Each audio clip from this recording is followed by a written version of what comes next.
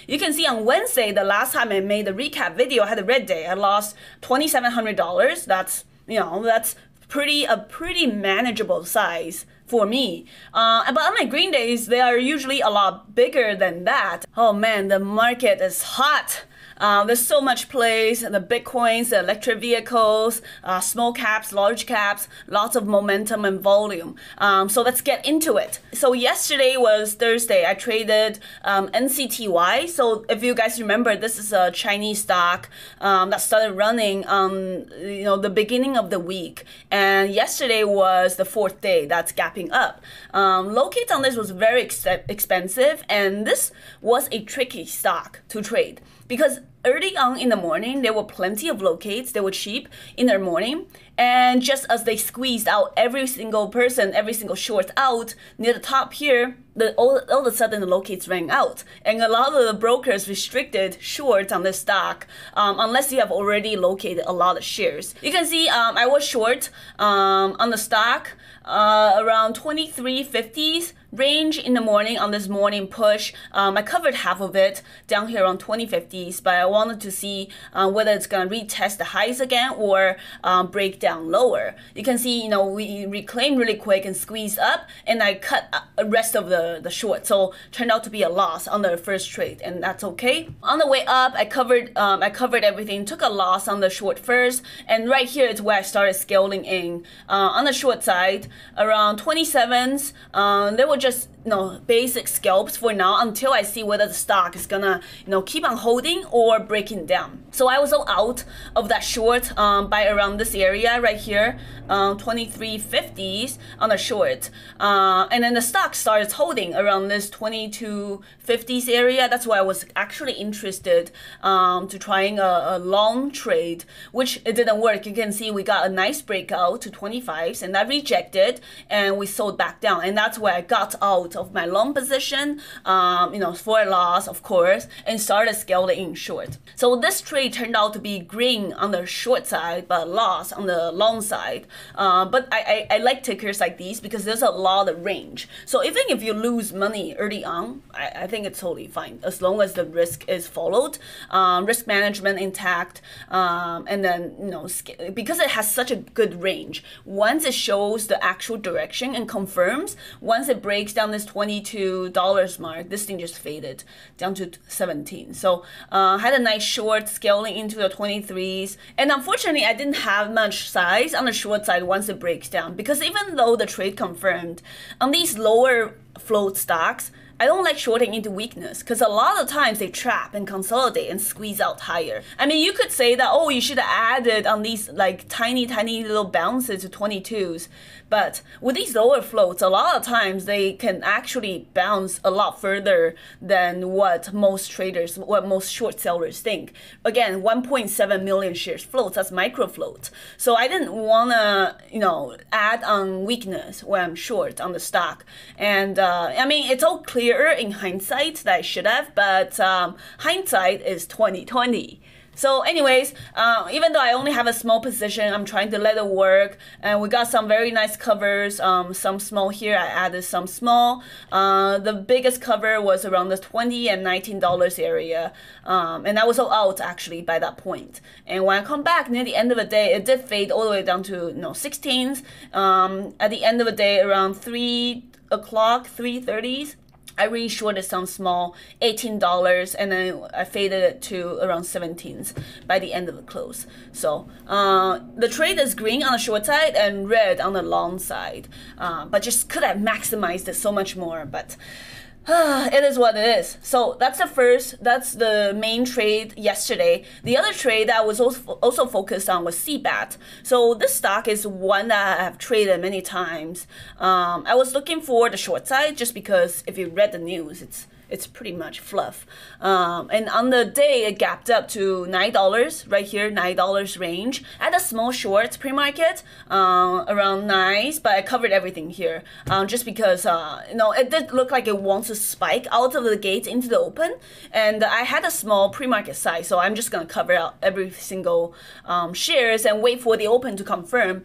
So at the open, it just dropped like a rock, so I just added into the short. 870, started a short and added on the bounces and covered into the weakness around 790s and re-added some and covered into the lower sevens, and the thing just kind of traded sideways for the rest of the day. So those were the main trades from yesterday. Now today is Friday and I am ending the week very green, but to be honest, I'm not really happy with the way I traded today, and this is kind of like reality of full-time day traders. Like when you make money, you're not happy because you could have made more, you could have executed better. So I think, yeah, this is just the name of the business, right? CNET, this is one that I really felt like, yeah, I am still green on the name on both the long side and the short side, but the execution could have been a lot better. I was short early on, and then I had the long around this area, thinking that we're gonna trap, but that didn't work, so I stopped out of the long here, and then I tried it again over here, just didn't work. So I did get chopped up a lot on the long side until it started working around this area, and that's why I went back in on the long trade, seeing the lower highs forming. Right, this is a stock that has a history of trapping, and we're kind of in a market condition for that. The lower consolidations are a lot of times they trap short for the major squeeze. So that's what I was thinking on the long side, but I didn't execute it well. I took too many starters and just had a lot of losers on a long trade in the initial first two trades. So I went back in long again. Just unfortunately, the third time I tried, the position is a lot smaller. So 350s, I added some into 370s and sold into the 390s, and the stock later broke out to 420, 430s. So yeah, could have done a lot better on the long side. But this was a round trip trade, meaning that I traded the short and then the long, and I'm all out on the stock. So FTFT, on this on hold, I did cover for the loss, and the stock just dropped. I couldn't even add back into the drop, and it actually halted on the way down. I did have some reshort on the bounces around 930s, covered some into 860s.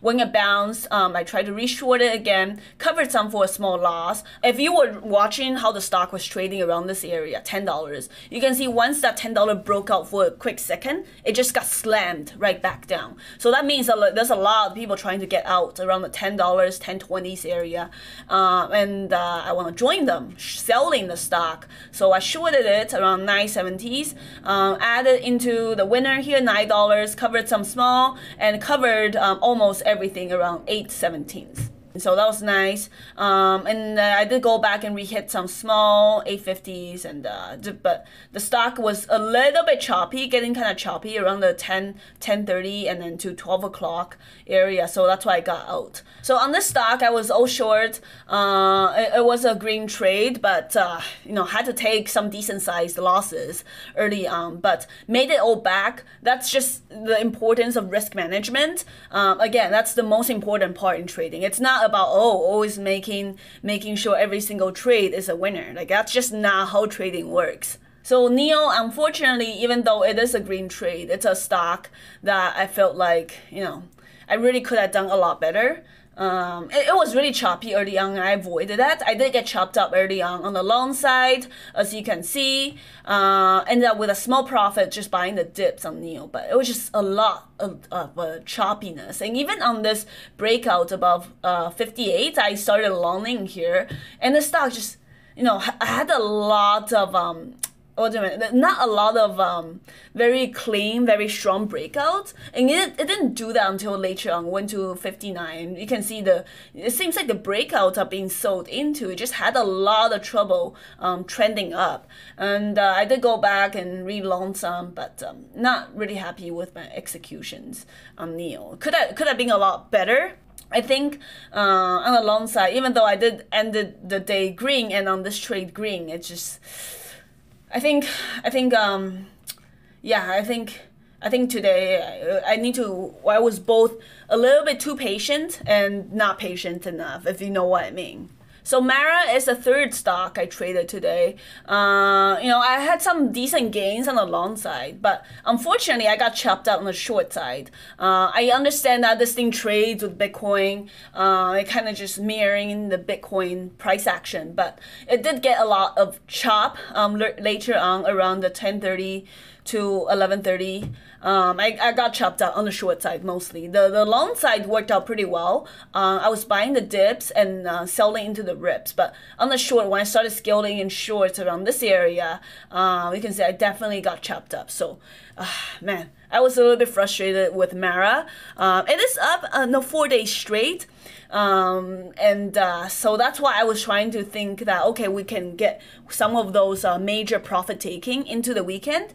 But we'll see. I mean, the stock is breaking down again for like the 5th time. But each time it breaks down, there's a bid underlying that just kind of prop it up every time Bitcoin tries to bounce.